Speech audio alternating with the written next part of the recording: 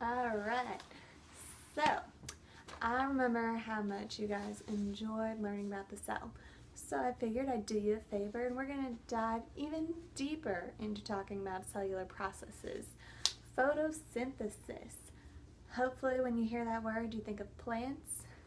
Should sound a little bit familiar. And from our vocab, I know that you all know the word chloroplast. We're going to dive into the chloroplast. Remember, part of that definition was that is where photosynthesis takes place. So in the chloroplast, there are these disc-like structures called thylakoids. Alright, so we're in the chloroplast, in the thylakoids for photosynthesis. And before we start diving in there, let's figure out exactly what photosynthesis is. Some of you may know the equation. If not, it's going to become very familiar to you very shortly. So, photosynthesis.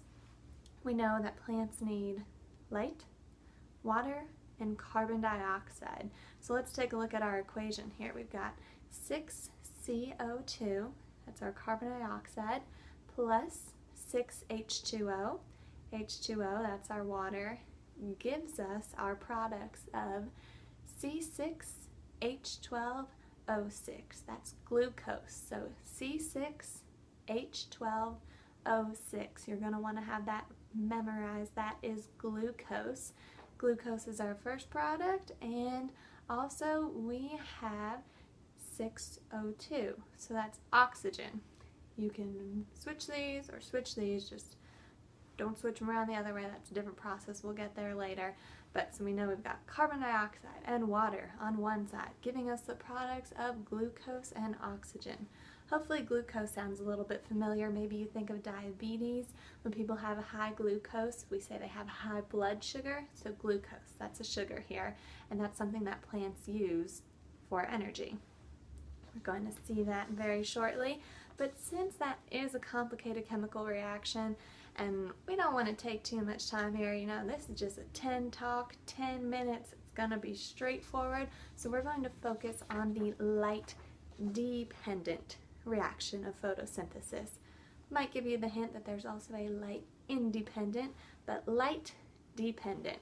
We're going to be depending on light for something here in this equation. So in this equation, we need light and we need water. That's for the light-dependent. We're going to be using those for photosynthesis. But to zoom in a little bit more, we're going to focus on photosystem 2. Might sound a little confusing. It's the number 2, but it's actually the first process in photosynthesis. It was just the second to be discovered, so they gave it a 2. They got a little lazy. But let's backtrack a little bit here. Photosystem 2. Of the light-dependent reaction in photosynthesis, which is taking place in the thylakoid of chloroplast. Whew, did you get that? So we're in the chloroplast, in the thylakoids, looking at the light-dependent reaction of photosynthesis. Alright, so let's take a look here. I've got a little diagram. Hopefully it'll help us out. So, sorry about that glare there. But here's our thylakoid.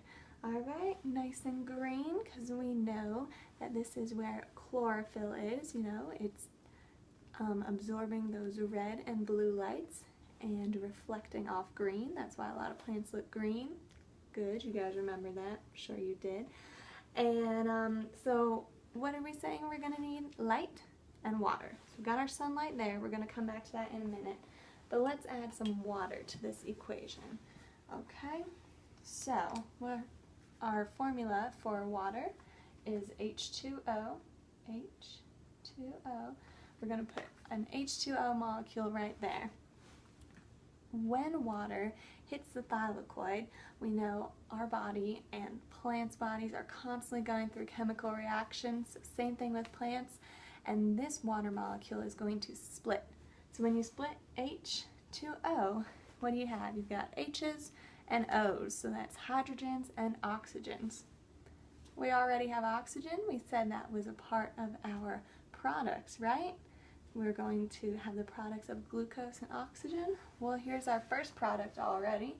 So let's split this molecule we're going to release oxygen. So because there's a bunch of water molecules going on, we're able to get O2 for our oxygen release.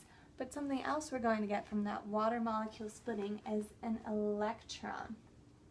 So we're going to write that as an E with the minus sign. Remember, electrons are negative charge, protons positive. So we've got oxygen released, which is great. That's why we love photosynthesis. Breathing is good, you know, we like being alive, right? And we've got our electron. Here's where that sunlight comes into play, or any light in general. We're going to stick with the sun here. And that sunlight is going to energize our electron. Alright, so this light comes down, energizes that electron. Now this charged up electron, it needs to release this energy. It needs to do something. It needs to travel, alright?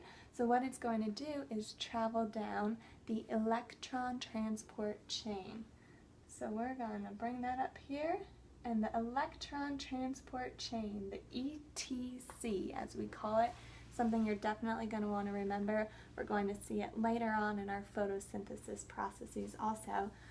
But for right now, we've got our electron traveling down the ETC, and while it's traveling down, it's going to lose energy. We know that energy is never actually lost, right? Energy is always being transferred, just sometimes in different forms. So what this energy actually does is it transfers over to a carrier protein over here. So we're going to kind of show some energy getting transported to this carrier protein. That means this protein's got something to do, right? So let's pause there before we get into the proteins. Let's remember we've got water splitting. We're releasing oxygen and an electron. The electron is charged by light. The charged electron travels down the electron transport chain. So far so good? Alright, so now we have a carrier protein with energy ready to use that energy. We know that proteins help things travel through the cells, especially carrier proteins. And so now that this is charged, it has energy to actively move things through it. Active transport, did you guys see that one coming? Alright, so we've got some protons. Remember, those are positive, electrons are negative.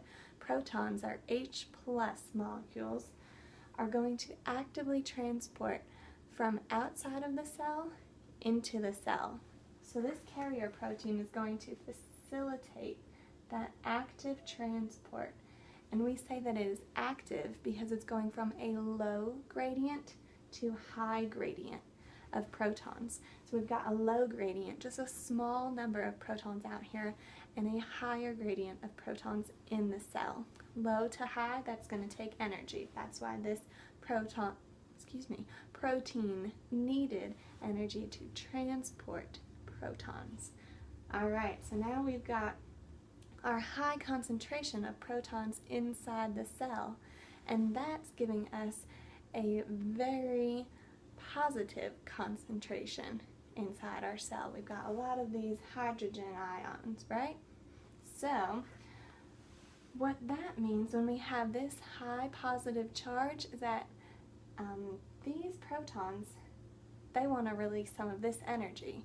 So what they're going to do is passively transport out of the cell. They're going to diffuse out of the cell through yet another protein. That's our other red mark here. But recall, we're going from a high to low gradient now. That's why I said passive transport. It's a lot easier to go from high to low. And so when that happens, that's going to force a phosphate to attach to adenosine diphosphate to form triphosphate. Di, you know that prefix means 2, tri, 3. So we have our protons coming out, and that is going to take phosphates that have been hanging out here and attach them to other molecules, our ADP, our adenosine diphosphate, to give us adenosine triphosphate. Alright, and that's ATP. That should sound familiar from when we discussed mitochondria. We talked about how they help in ATP production. Remember, we talked about that's the energy of the cell, so we're creating ATP here also.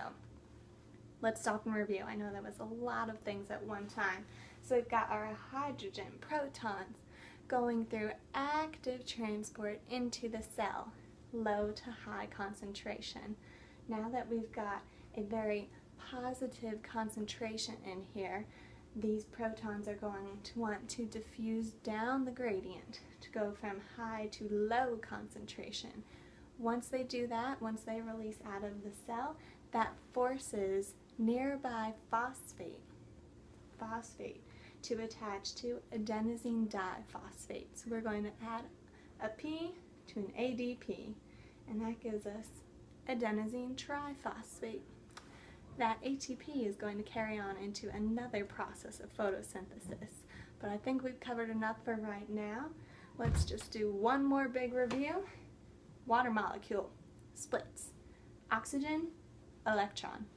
Sunlight's going to come and charge that electron, travel down the ETC, electron transport chain, charge up a carrier proton, diffuse hydrogen protons through the cell, phosphate forced to join to an ADP. We now have ATP. A lot of steps to it, but not that bad, right? You guys can get this.